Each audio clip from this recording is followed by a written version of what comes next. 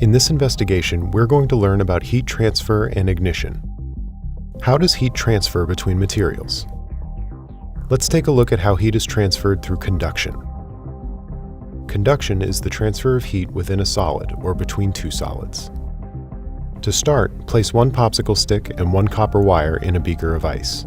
Next, feel the temperature of each one and share with your group. The copper wire is very cold, and the wooden stick is not.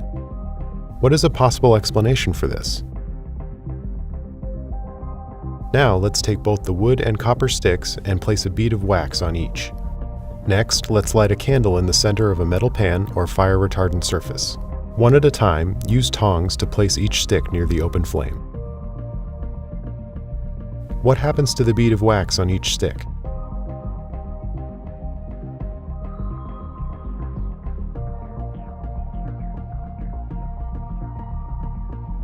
Let's take a look at how heat is transferred through convection and radiation.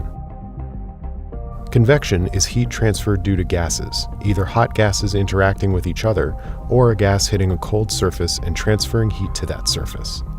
Radiation is heat transferred through light energy. Take a 1 to 2 inch index card and hold it directly over the flame. Notice how the flame affects the card. If it catches on fire, extinguish it in a pan of water.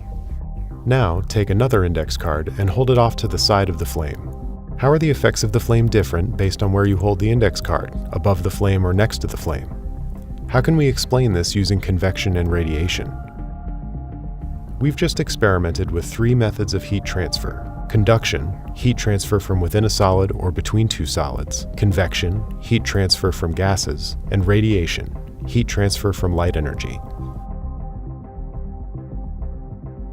Now let's talk about ignition.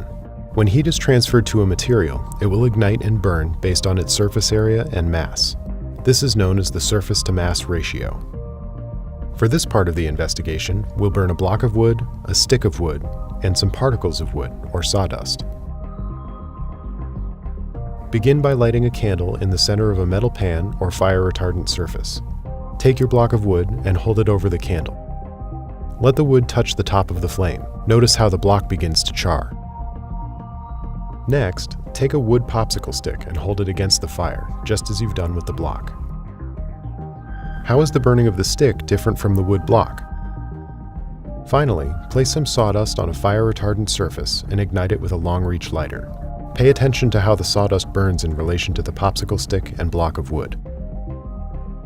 What are the similarities and differences in how wood in 3 different forms ignites and combusts?